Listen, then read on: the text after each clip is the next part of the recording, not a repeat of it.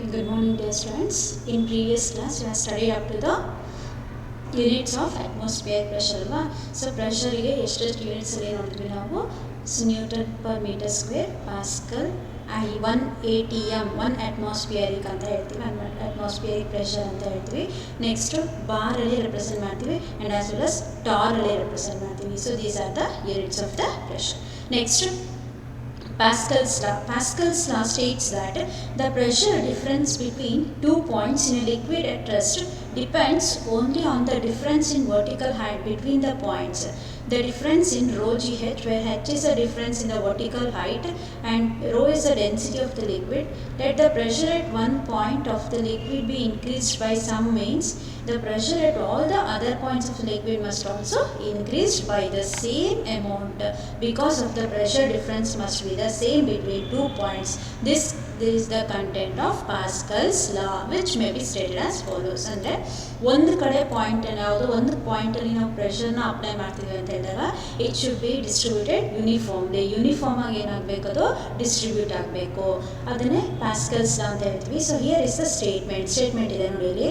If the pressure in a liquid is changed at a particular point, the change is transmitted to the entire liquid without being diminished in magnitude. It means if the pressure in a liquid is changed at a particular point, so ಈಗ ಯಾವುದೋ ಒಂದು particular ಪಾಯಿಂಟಲ್ಲಿ ಪ್ರೆಷರ್ನ ನಾವೇನು ಮಾಡ್ತಿದ್ದೀವಿ, change ಮಾಡ್ತಿದ್ದೀವಿ ಅಂತ ಇಟ್ಕೊಳ್ಳೋಣ. So ಇಲ್ಲಿ ಒಂದು ಯಾವುದೋ ಒಂದು ಪರ್ಟಿಕ್ಯುಲರ್ ಒಂದರಲ್ಲಿ ವಾಟರ್ನ ತೊಗೊಂಡಿದ್ದೀವಿ. ಸೊ ವಾಟರಲ್ಲಿ ಇಲ್ಲಿ ಯಾವುದೋ ಒಂದು ಪರ್ಟಿಕ್ಯುಲರ್ ಪಾಯಿಂಟಲ್ಲಿ ನಾವು ಪ್ರೆಷರ್ನ ಏನು ಮಾಡ್ತೀವಿ, ಚೇಂಜ್ ಮಾಡ್ತೀವಿ ಅಂತ ಇಟ್ಕೊಳ್ಳೋಣ.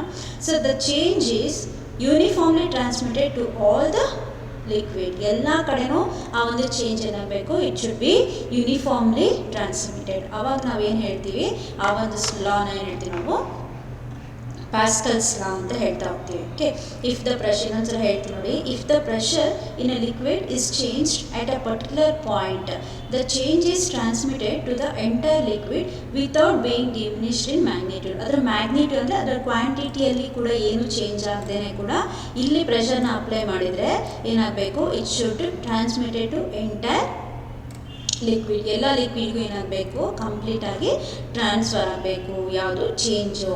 ಆ ಒಂದು ಸ್ಟೇಟ್ಮೆಂಟ್ ನಾವೇನು ಹೇಳ್ತೀವಿ ನಾವು, ಪ್ಯಾಸ್ಕಲ್ಸ್ ಲಾ ಅಂತ ಹೇಳ್ತೀವಿ ನಾವು. Okay, so next here are the applications of the Pascal's law. Pascal's ಲಾನ ಎಲ್ಲೆಲ್ಲಿ ಯೂಸ್ ಮಾಡ್ತಾರೆ ಅನ್ನೋದಕ್ಕೆ ಇಲ್ಲಿ ಕೆಲವೊಂದು ಅಪ್ಲಿಕೇಶನ್ಸ್ ಕೊಟ್ಟಿದ್ದಾರೆ ನೋಡಿ. ಹೈಡ್ರಾಲಿಕ್ ಪ್ರೆಸ್ ಅಂತ ಹೇಳ್ತೀವಿ. It is use to raise heavy loads such as a car works. It is use to raise heavy ಲೋಡ್ಸ್ನ ಏನು ಮಾಡಲಿಕ್ಕೆ ತಾವು ಎತ್ಬಿಟ್ಟು ಆ ಕಡೆ ಒಂದು ಪಾಯಿಂಟ್ನ ಇನ್ನೊಂದು ಪಾಯಿಂಟ್ಗೆ ತೊಗೊಂಡು ಹೋಗ್ಬೇಕಾದ್ರೆ ಏನು ಮಾಡ್ತೀವಿ ನಾವು, ಹೈಡ್ರಾಲಿಕ್ ಪ್ರೆಸ್ ಅಂತ ಹೇಳ್ತೀವಲ್ವ, ಅದನ್ನು ಯೂಸ್ ಮಾಡ್ತಾರೆ. Such as a car works. Car ಹೇಗೆ ವರ್ಕ್ ಮಾಡುತ್ತೆ ನಮಗೆ, ಅದೇ ಥರನೇ ಹೈಡ್ರಾಲಿಕ್ ಪ್ರೆಸ್ನ ಅಪ್ಲಿಕೇಶನ್ ಹೇಳ್ತಾ ಹೋಗ್ಬೋದು. Next, hydraulic brakes. It is used in automobile to stop their motion. So ಈಗ ಆಟೋಮೊಬೈಲ್ಸಲ್ಲಿ ವೀಲ್ಸ್ಗಳೆಲ್ಲ ಏನಾಗ್ತಾ ಇರುತ್ತೆ, ಕೆಲವೊಂದು ಮಷಿನ್ಸ್ನಲ್ಲಿ ವೀಲ್ ಹೀಗೆ ರೊಟೇಟ್ ಆಗ್ತಾ ಇರುತ್ತೆ. ಸೊ ಈ ಥರ ವೀಲ್ ಇದೆ ಅಂತ ಇಟ್ಕೊಳ್ಳೋಣ. ಆ ವೀಲ್ ಇರಬೇಕಾದ್ರೆ ಈಗ ಯಾವ ದೊಡ್ಡ ವೀಲ್ಗಳಿರುತ್ತೆ, ಅದರಲ್ಲಿ ಇಷ್ಟು ದೊಡ್ಡ ಕೈಯಲ್ಲಿ ಇಟ್ಕೊಂಡು ನಾವು ತಿರುಗಿಸೋಕ್ಕಾಗಲ್ಲ. ಆವಾಗ ಏನು ಮಾಡ್ತಾರೆ, ಯಾವುದೋ ಒಂದು ಪಾಯಿಂಟಲ್ಲಿ ಏನು ಮಾಡ್ತಾರೆ, ಆ ವೀಲ್ನ ಏನು ಮಾಡ್ತಾರೆ, ಸ್ಟಾಪ್ ಮಾಡ್ತಾರೆ. ಸೊ ದಟ್ ಆ ಒಂದು ಪಾಯಿಂಟಲ್ಲಿ ಪ್ರೆಷರ್ ಅಪ್ಲೈ ಮಾಡಿದಾಗ ಎಲ್ಲ ವೀಲ್ಸ್ ಎಲ್ಲ ಪಾಯಿಂಟಲ್ಲೂ ಕೂಡ, ವೀಲಿನ ಎಲ್ಲ ಪಾಯಿಂಟಲ್ಲೂ ಈಕ್ವಲ್ ಪ್ರೆಷರ್ ಟ್ರಾನ್ಸ್ಮಿಟ್ ಆಗಿ ಏನಾಗುತ್ತೆ, ಆಟೋಮೊಬೈಲಲ್ಲಿ ಆ ವೀಲು ಸ್ಟಾಪ್ ಆಗುತ್ತೆ ಅಥವಾ ಇಂಜಿನು ಸ್ಟಾಪ್ ಆಗುತ್ತೆ. ಅಲ್ಲೂ ಕೂಡ ನಾವು ಯಾವ್ದು ನೋಡ್ಬೋದು, ಪ್ಯಾಸ್ಕಲ್ಸ್ನ ಅಪ್ಲಿಕೇಶನ್ ನೋಡ್ಬೋದು. ನೆಕ್ಸ್ಟ್, ಹೈಡ್ರಾಲಿಕ್ ಲಿಫ್ಟ್ ಅಂತ ಹೇಳ್ತೀವಿ. A device is use to lift heavy bodies like automobiles. So hydraulic lift ಅಂತ ಹೇಳಿದಾಗ ಕೆಲವೊಂದು ಕಡೆ ನೋಡಿರ್ತೀರ ನೀವು, ಕಾರು ಮತ್ತು ಬೈಕ್ಗಳನ್ನು ಒಂದು ಪಾಯಿಂಟ್ ಕೆಳಗಡೆ ಫಸ್ಟ್ ಫ್ಲೋರಿಂದ ಫೋರ್ತ್ ಫ್ಲೋರಿಗೋ, ಫೋರ್ತ್ ಫ್ಲೋರಿಂದ ಫಿಫ್ತ್ ಫ್ಲೋರಿಗೋ ಹೀಗೆ ತೊಗೊಂಡು ಹೋಗ್ಬೇಕಂತ ಹೇಳಿದಾಗ ಹೈಡ್ರಾಲಿಕ್ ಲಿಫ್ಟ್ ನಾವು ಹೇಗೆ ಲಿಫ್ಟ್ ಯೂಸ್ ಮಾಡ್ತೀವಿ, ಅಲ್ಲೇ ಕೂಡ ಆ ಒಂದು ಹೈಡ್ರಾಲಿಕ್ ಲಿಫ್ಟ್ ಅಂತ ಹೇಳಿದಾಗ ವೆಹಿಕಲ್ಸ್ನ ಒಂದು ಇದರಿಂದ ಇನ್ನೊಂದು ಇದಕ್ಕೆ ತೊಗೊಂಡು ಹೋಗ್ಬೇಕಂತ ಹೇಳಿದಾಗ ಯೂಸ್ ಮಾಡುವಂಥ ಲಿಫ್ಟ್ನ ಏನು ಹೇಳ್ತೀವಿ ನಾವು, ಹೈಡ್ರಾಲಿಕ್ ಲಿಫ್ಟ್ ಅಂತ ಹೇಳ್ತೀವಿ. So that is about the ಪ್ಯಾಸ್ಕಲ್ಸ್ನ ಅಪ್ಲಿಕೇಶನ್ಸ್ ಏನಪ್ಪ ಅಂತ ಹೇಳಿದ್ರೆ, hydraulic press, hydraulic brakes, hydraulic lift. So next, fluid dynamics. So ಈ ಚಾಪ್ಟರ್ ಸ್ಟಾರ್ಟಿಂಗಲ್ಲಿ ನಾವು ಫ್ಲೂಯಿಡ್ ಸ್ಟ್ಯಾಟಿಕ್ಸ್ ಅಂತ ನೋಡಿದ್ವಿ ಅಲ್ವಾ. ಫ್ಲೂಯಿಡ್ ಸ್ಟ್ಯಾಟಿಕ್ಸ್ ಅಂತ ಹೇಳಿದ್ರೆ the study of the liquids when they are at rest ಅಲ್ವಾ. liquids at rest is defined as fluid statics ಅಂತ ಹೇಳ್ತೀವಿ. ಅದೇ fluid dynamics ಅಂತ ಹೇಳಿದ್ರೆ it is a study of fluids in motion.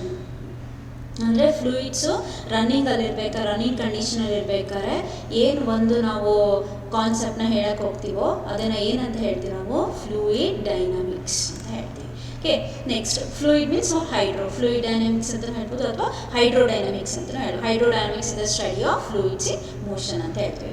The study of fluid motion is completely compared to the motion of the solids. So here the study of fluid motion is complex compared to the motion of solids. ಯಾಕೆ solid ಯಾವುದೋ ಒಂದು solid particle ಇದೆ ಅಂತ ಹೇಳ್ಕೊ, ಆ solid ಪಾರ್ಟಿಕಲ್ನ just ನಾವು ತಳ್ಳಿಬಿಟ್ರೆ ಏನಾಯಿತು, ನಾವು ಫೋರ್ಸ್ನ apply ಮಾಡಿದಾಗ ಏನಾಯಿತು, ಮುಂದೆ ಹೋಯಿತು. ಆವಾಗ ಅದರಲ್ಲಿ ಏನೇನು ಚೇಂಜಸ್ ಆಗುತ್ತೆ ನಾವು ಕ್ಯಾಲ್ಕುಲೇಟ್ ಮಾಡ್ಕೊತಾ ಹೋಗ್ಬೋದು. ನೆಕ್ಸ್ಟ್ ಬಟ್ ಲಿಕ್ವಿಡ್ಸಲ್ಲಿ ಹಾಗಾಗಲ್ಲ. So liquids little bit complex ಆಗುತ್ತೆ, ಸ್ವಲ್ಪ ಕಷ್ಟ ಆಗುತ್ತೆ ಲಿಕ್ವಿಡ್ಸಲ್ಲಿ ಸ್ಟಡಿ ಮಾಡೋಣ. Here we consider the motion of perfect liquids. The motion of fluids is divide into 2 categories. So liquid flow ಆಗ್ತಿದೆ ಅಂತ ಹೇಳಿದಾಗ ಆ ಮೋಷನ್ನ ನಾವು ಏನು ಹೇಳ್ತೀವಿ, 2 ಥರ ನಾವು ಏನು ಮಾಡ್ತೀವಿ, ಡಿವೈಡ್ ಮಾಡ್ತೀವಿ, ಡಿಸ್ಟ್ರಿಬ್ಯೂಷ್ ಮಾಡ್ತೀವಿ. 2 ಥರ ಡಿಸ್ಟ್ರಿಬ್ಯೂಷ್ ಮಾಡ್ತೀವಿ. ಯಾವುದ್ಯಾವುದು ಅಂತ ಹೇಳಿದ್ರೆ steady flow or streamline flow ಅಂತ ಹೇಳ್ತೀವಿ. ಸ್ಟಡಿ ಫ್ಲೋ ಅಥವಾ streamline flow. First the flow of liquid or fluid in which velocity of every particle at a point is constant ಅಂತ ಹೇಳ್ತೀವಿ.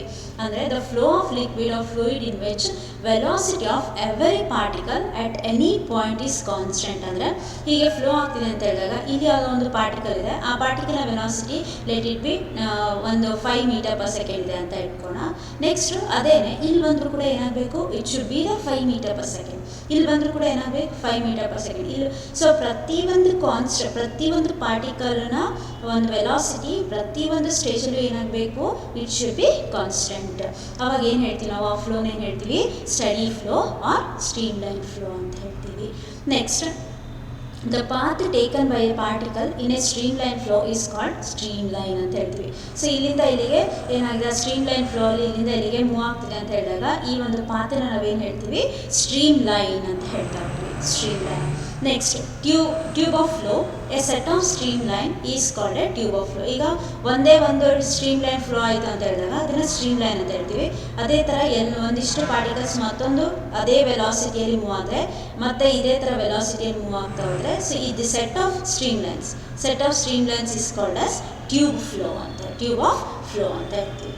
Next wind blowing smoothly across a surface, slowly and quietly flowing river, slowly flowing water in a pipe.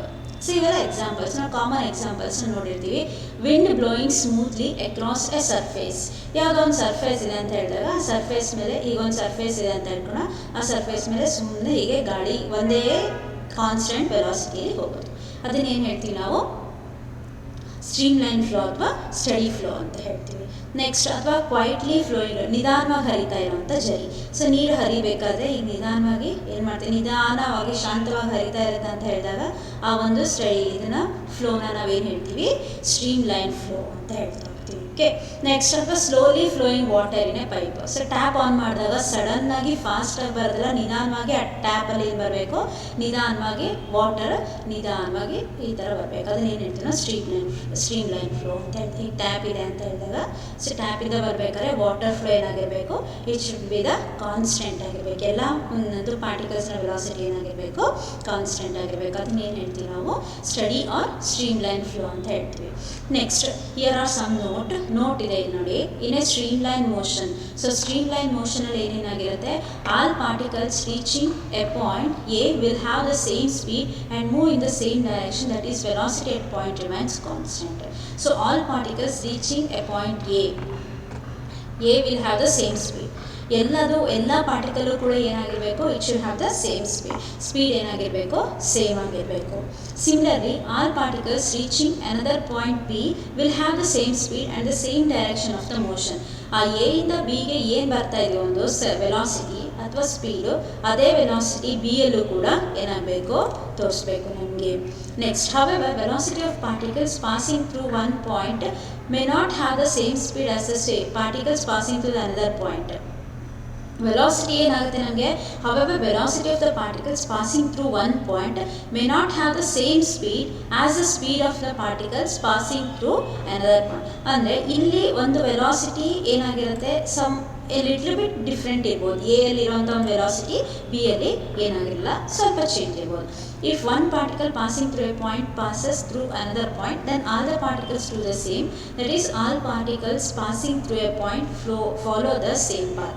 ಇವಾಗ ಒಂದು particle ಈ ಪಾತಲ್ಲಿ ಹೋಗ್ತಾ ಇದೆ ಅಂತ ಇಟ್ಕೊಂಡು, ಹೀಗೆ ನೆಕ್ಸ್ಟ್ ಇನ್ನೊಂದು ಪಾರ್ಟಿಕಲ್ ಬಂದು ಮತ್ತೊಂದು ಹಿಂಗೆ ಪಾತಲ್ಲಿ ಹೋಗುತ್ತೆ. ನೆಕ್ಸ್ಟ್ ಇನ್ನೊಂದು ಪಾರ್ಟಿಕಲ್ಸ್ ಪ್ರತಿಯೊಂದು ಕೂಡ ಏನಾಗುತ್ತೆ, ಇದೇ ಪಾತಲ್ಲಿ ಮೂವ್ ಆಗ್ತಾ ಹೋಗುತ್ತೆ. ಸೊ ಇಲ್ಲಿ ತೋರಿಸಿ ಇದೇ ಪಾತಲ್ಲಿ ಮೂವ್ ಆಗ್ತಾ ಹೋಗುತ್ತೆ. Okay, next the tangent to the streamline.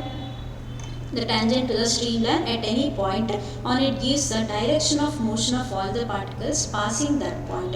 The tangent to the streamline ಅಂದರೆ ಟ್ಯಾಂಜೆಂಟ್ ಹಿಂಗೆ ತೊಗೊಂಡಾಗ ನಮಗೆ ಸೆಲ್ ಟ್ಯಾಂಜೆಂಟ್ ತೊಗೊಂಡ್ರೆ ಏನಾಗುತ್ತೆ, it gives the direction of motion of all the particles passing through that point. ಇಲ್ಲೆಲ್ಲ ಒಂದು ಟ್ಯಾಂಜೆಂಟ್ ನಾವು ಬರಿತೀವಿ ಅಂತ ಹೇಳಿದಾಗ so that it gives a direction. ಇಲ್ಲೆಲ್ಲ ಒಂದು ಟ್ಯಾಂಜೆಂಟ್ ಬರಿತೀವಿ ಅಂದರೆ ಗಿವ್ಸ್ ಅ ಡೈರೆಕ್ಷನ್.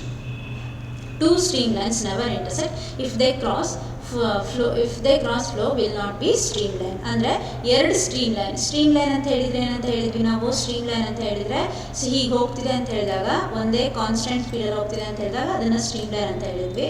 ಅದೇನೇ ಹೀಗೆ ಇದೇ ಪಾತನೇ ಫಾಲೋ ಮಾಡಬೇಕು, ಅದು ಬಿಟ್ಟು ಹೀಗೆ ಕ್ರಾಸ್ ಆದರೆ ಅದನ್ನೇನು ಹೇಳಲ್ಲ ನಾವು, ಸ್ಟ್ರೀಮ್ಲೈನ್ ಫ್ಲೋ ಅಂತ ಹೇಳಲ್ಲ. Okay, fluid particles cannot flow into or out of the sides of the tube of flow. ಅಂದರೆ ಫ್ಲೂಯಿಡ್ ಈ ಒಂದು ಸ್ಟ್ರೀಮ್ಲೈನ್ ಫ್ಲೋ ಅಲ್ಲಿ ಆ ಒಂದು ಟ್ಯೂಬ್ ಆಫ್ ಫ್ಲೋಕ್ಕಿಂತ ಆ ಕಡೆ ಈ ಕಡೆ ಹೋಗಲ್ಲ. ಒಂದೇ ಪಾತಲ್ಲಿ ಏನಾಗುತ್ತೆ, ಒಂದೇ ಪಾತಲ್ಲಿ ಇಲ್ಲಿಂದ ಎ ಪಾಯಿಂಟ್ ಇಲ್ಲಿದೆ ಅಂತ ಹೇಳಿದ್ರೆ ಇಲ್ಲಿ ಬಿ ಪಾಯಿಂಟ್ ಇದೆ ಅಂತ ಹೇಳಿದ್ರೆ ಆ ಬಿ ಪಾಯಿಂಟ್ ಏನಾಗುತ್ತೆ, ಎ ಇಂದ ಬಿ ಬರಬೇಕಾದ್ರೆ ಆಚೆ ಈಚೆ ಎಲ್ಲೂ ಹೋಗ್ದೇ ನೀಟಾಗಿ ಹೀಗೆ ಒಂದೇ ಇದರಲ್ಲಿ ಪಾತಲ್ಲಿ ಬರ್ತಾ ಹೋಗುತ್ತೆ. ಅದನ್ನೇನು ಹೇಳ್ತೀವಿ ನಾವು, ಸ್ಟ್ರೀಮ್ಲೈನ್ ಅಂತ ಹೇಳ್ತೀವಿ. Next, fluid particles cannot flow into or out of the sides of the tube flow. A liquid flowing slowly in a pipe is itself a tube flow.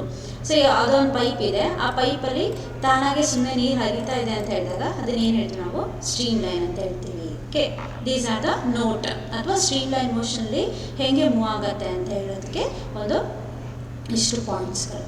Next, equation of continuity. Equation of continuity ಅಂದರೆ consider a streamline flow of a liquid through a pipe A B of non uniform cross section. So non uniform cross section ಅಂತ ಹೇಳಿದಾಗ ಇಲ್ಲಿ ಕೊಟ್ಟಿದ್ದಾರೆ ನೋಡಿ, ಇದೇ ಥರ ನಾನ್ uniform. ಇಲ್ಲಿ ಒಂದು ಪೈಪು ಡಯಾಮೀಟರ್ ಏನಿದೆ ಸ್ಮಾಲ್ ಇದೆ, ಇಲ್ಲೇನಿದೆ ಡಯಾಮೀಟರು ದೊಡ್ಡದಿದೆ. ಸೊ ಈ ಒಂದು ಎಕ್ಸಾಂಪಲ್ ತೊಗೊಂಡು ಹೇಳಿರೋದು ಇಲ್ಲಿ. So consider a streamline flow of a liquid through a pipe A B of non uniform cross section. The same volume of liquid crosses each section of the tube in unit time. If A1 and A2 are the areas of cross section at points, 2 points, and V1 and V2 the velocities at that points, then A1 V1 is equal to A2 V2 or AB is equal to constant. This is the equation of continuity. So ಇಲ್ಲಿ ನೋಡಿ, ಇಲ್ಲಿ ಇದು diameter ಏನಾಗಿದೆ ನಮಗೆ ಕಾಣಿಸಿದೆ, ಇಲ್ಲೇ ಪೈಪಲ್ಲಿ ಡಯಾಗ್ರಾಮಲ್ಲೇ ಕಾಣಿಸಿದೆ. ಈ ಪೈಪಿನ diameter ಸಣ್ಣ ಇದೆ, ಈ ಕಡೆ ಸೈಡ್ನೇ ದೊಡ್ಡ ಇದೆ. ಸೊ ಇದ್ರ ಏರಿಯಾ A1 ಇದೆ ಅಂತ ಇಟ್ಕೋಣ, ಇಲ್ಲಿ ಬರ್ತಿರೋಂಥ ವೆಲಾಸಿಟಿ ಏನಿದೆ V1 ಇದೆ ಅಂತ ಇಟ್ಕೋಣ. ಅದೇ ಥರ ಪಾರ್ಟಿಕಲ್ಸ್ ಮೂವ್ ಆಗ್ತಾ ಹೋಗ್ತೀವಿ, ಇದ್ರದ್ದು ಏರಿಯಾ A2 ಇದೆ, ಬರ್ತಿರೋಂಥ ವೆಲಾಸಿಟಿ ಏನಾಗಿದೆ V2 ಇದೆ ಅಂತ ಇಟ್ಕೋಣ. From the equation of continuity A1 V1 is equal to A2 V2, and in general we can write that AV is equal to constant ಅಂತ ಬರೀಬಹುದು. ಸೊ ಈಕ್ವೇಷನ್ ಆಫ್ ಕಂಟಿನ್ಯೂಟಿ ಅಂತ ಹೇಳಿದ್ರೆ we can write it as AV is equal to constant. That is called as equation of continuity ಅಂತ ಹೇಳ್ತೀವಿ. Next, in a given time, amount of liquid entering one end of the pipe is equal to the amount of liquid flowing out of the tube. ಅಂದರೆ ಒಂದು ಟೈಮಲ್ಲಿ amount of liquid ಎಷ್ಟು enter ಆಗುತ್ತೆ ಪೈಪ್ಗೆ, ಅಷ್ಟೇ amount of liquid ಏನಾಗಿರುತ್ತೆ ಆ ಒಂದು ಟ್ಯೂಬಿಂದ ಹೊರಗಡೆ ಹೋಗಲಿಕ್ಕೆ ಸೇಮ್ ಅಮೌಂಟ್ ಆಗಿರುತ್ತೆ. So that is amount liquid enter ಆಗಿರೋ amount is equal to liquid ಏನಾಗಿರುತ್ತೆ ಎಕ್ಸಿಟ್ ಆಗಿರೋ ಅಂಥ amount. Next, streamlines are crowded, the speed of the liquid is high. In the narrow region of the tube, streamlines spread and the speed of the liquid is low in the wider part of the pipe. ಅಲ್ವಾ. So ಯಾಕಂದರೆ ಜಾಗ ಎಲ್ಲಿ ಜಾಸ್ತಿ ಇರುತ್ತೆ ನಮಗೆ, ಇಲ್ಲಿ ಸಣ್ಣ diameter ಅಂತ ಹೇಳಿದಾಗ ಅಲ್ಲಿ ಏನಾಯಿತು ಕ್ರೌಡ್ ಆದಾಗ ಜಾಸ್ತಿ ಏನಾಯ್ತು ಅಲ್ಲಿ ಆ ಒಂದು ಲಿಕ್ವಿಡ್ ಸ್ಪೀಡ್ ಏನಾಯಿತು ಜಾಸ್ತಿ ಆಯಿತು. ನೆಕ್ಸ್ಟ್ ಅದೇ ಥರ ವೈಡರ್ ರೀಜನ್ ಬಂತು ಅಂತ ಹೇಳಿದಾಗ ಏನಾಯಿತು, ಇಲ್ಲಿ ಆ ಒಂದು ಲಿಕ್ವಿಡಿನ ಸ್ಪೀಡ್ ಏನಾಯಿತು ಕಡಿಮೆ ಆಯಿತು. ಸೊ ಲಿಕ್ವಿಡಿನ ಸ್ಪೀಡು ಕಡಿಮೆ ಆಗ್ತಾ ಹೋಗುತ್ತೆ. ಅವಾಗ ಏನಾಯ್ತು ನಮಗಲ್ಲಿ ಆ ಲಿಕ್ವಿಡಲ್ಲಿ ಸ್ಪೀಡು ಕಡಿಮೆ ಆಯಿತು in the wider part of the pipe. Okay, these are the points for the streamline flow. Next, turbulent flow. So turbulent flow means when the velocity of flow of liquid is greater than a certain value, the flow becomes turbulent. So particular ಒಂದು minimum ವ್ಯಾಲ್ಯೂನ ದಾಟಿ ಹೋದರೆ ಅದನ್ನು ನಾವೇನು ಹೇಳ್ತೀವಿ, so turbulent flow ಅಂತ ಹೇಳ್ತೀವಿ. Okay, in this case the velocities of different particles passing the same point are different and they change with the time. So ಆ ಒಂದು ಪರ್ಟಿಕ್ಯುಲರ್ ಟೈಮ್ ಜೊತೆಗೆ ಏನಾಗುತ್ತೆ ಚೇಂಜ್ ಆಗುತ್ತೆ. Example, the motion of water in a high waterfall ಅಥವಾ hurricane, a fast moving river. So ಇಲ್ಲಿ example ನೋಡಿದ್ರೆ ನಿಮಗೆ turbulent ಫ್ಲೋಗೂ ಮತ್ತು ಸ್ಟ್ರೀಮ್ಲೈನ್ ಫ್ಲೋರ್ಗೂ ಗೊತ್ತಾಗುತ್ತೆ. ಸೊ ಎಕ್ಸಾಂಪಲ್ ಅಂತ ಹೇಳಿದ್ರೆ the motion of water in a high waterfall. So high waterfalls ಅಂತ ಹೇಳಿದಾಗ ಈಗ ವಾಟರ್ ಫಾಲ್ ಆಗ್ತಿದೆ ಅಂತ ಹೇಳಿದಾಗ ಎಲ್ಲ ಒಂದು ವೆಲಾಸಿಟಿನೂ ಕೂಡ ಪಾರ್ಟಿಕಲ್ ವೆಲಾಸಿಟಿ ಏನಾಗಿರಲ್ಲ, ಸೇಮ್ ಇಲ್ಲ. ಸೊ ಇಲ್ಲಿ ಬಂದು ಬೀಳ್ತಿಗೆ ಮತ್ತೊಂದು ಯಾವುದೋ ಒಂದಿಷ್ಟು ವಾಟರ್ ಏನಾಗುತ್ತೆ ಮತ್ತೆ ಇನ್ನೂ ಫೋರ್ಸಲ್ಲಿ ಬಂದುಬಿಡುತ್ತೆ. ಸರಿಗೆ ಮತ್ತಿನ್ನೂ ಫೋರ್ಸಲ್ಲಿ ಬಂದುಬಿಡುತ್ತೆ. ಈ ಥರ ಏನಾಗ್ತಾ ಹೋಗುತ್ತೆ ಅಲ್ಲಿ velocity of the particles different at different time.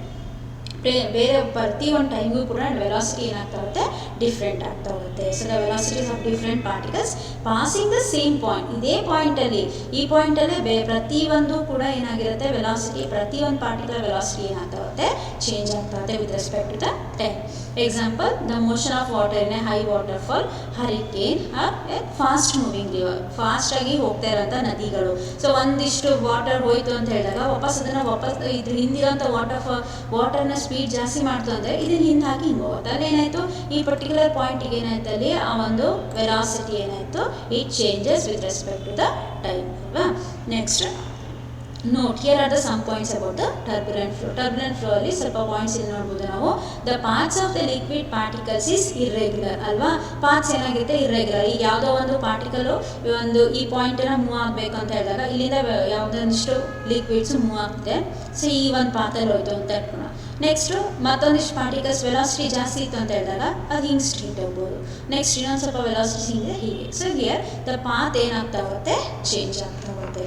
Portions of the liquid acquire rotatory motion forming what are called eddies and vortices.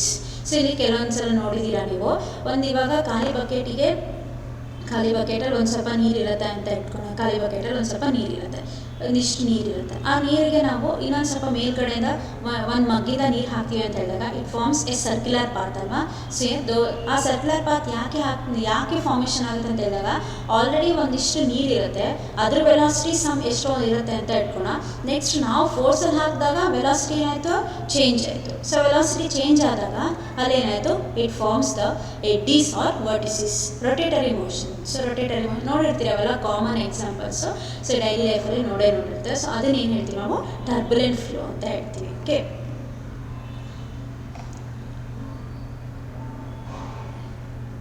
So ಏನೇನು ನೋಡಿದ್ವಿ ನಾವು ಟರ್ಬುಲೆಂಟ್ ಫ್ಲೋ ಮತ್ತು ಯಾವುದು ಸ್ಟ್ರೀಮ್ಲೈನ್ ಫ್ಲೋನ ನೋಡಿದ್ವಿ. Fluid dynamics. So fluid dynamics ಅಂತ ಹೇಳಿದಾಗ ನಾವೇನು ಹೇಳ್ತೀವಿ, fluids when they are in the motion, the concept of the fluids when they are in the motion is called as fluid dynamics ಅಂತ ಹೇಳ್ತೀವಿ. Previous ಕ್ಲಾಸಲ್ಲಿ ನಾವೇನು ಹೇಳಿದ್ವಿ ನಾವು ಫ್ಲೂಯಿಡ್ ಸ್ಟ್ಯಾಟಿಕ್ಸ್ ಅಂತ ಹೇಳಿ. ಫ್ಲೂಯಿಡ್ ಸ್ಟ್ಯಾಟಿಕ್ಸ್ ಅಂತ ಹೇಳಿದರೆ ನಾವೇನು ಹೇಳಿದ್ವಿ ನಾವು the fluids are at rest ಅಂತ ನೋಡಿದ್ವಿ ಅಲ್ವಾ. ಸೊ ಫ್ಲೂಯಿಡ್ ಡೈನಾಮಿಕ್ಸ್ ಮತ್ತು ಫ್ಲೂಯಿಡ್ ರೆಸ್ಟ್ ಎರಡು ಅದೇ ಇವತ್ತು ಏನೇನು ನೋಡಿದ್ವಿ ನಾವು Pascal's law. Next fluid dynamics. Fluid dynamics ಅಂತ ಹೇಳಿದಾಗ motion when the fluids are in motion. So ಎರಡು ಥರ ಮೋಷನ್ ನೋಡಿದ್ವಿ ನಾವು, ಸ್ಟ್ರೀಮ್ಲೈನ್ ಫ್ಲೋ ಮತ್ತು ಟರ್ಬುಲೆಂಟ್ ಫ್ಲೋ. ಸ್ಟ್ರೀಮ್ಲೈನ್ ಫ್ಲೋ ಅಂದರೆ ವೆಲಾಸಿಟಿ ಏನಾಗಿರಬೇಕು it should be constant at every point ಅಲ್ವಾ. ಅದೇನೇ ಟರ್ಬುಲೆಂಟ್ ಫ್ಲೋ ಅಂದರೆ ವೆಲಾಸಿಟಿ ಏನಾಗ್ತಾ ಹೋಗುತ್ತೆ ಡಿಫ್ರೆಂಟ್ ಆಗ್ತಾ ಹೋಗುತ್ತೆ, ಪ್ರತಿಯೊಂದು ಪಾಯಿಂಟಲ್ಲೂ ವೆಲಾಸಿಟಿ ಡಿಫ್ರೆಂಟ್ ಆಗ್ತಾ ಹೋಗುತ್ತೆ. Okay, this about the streamline and turbulent flow. Okay, next ಕ್ಲಾಸಲ್ಲಿ ನಾವು ಉಳಿಕೆದನ್ನ ನೋಡ್ತಾ ಹೋಗೋಣ. Thank you.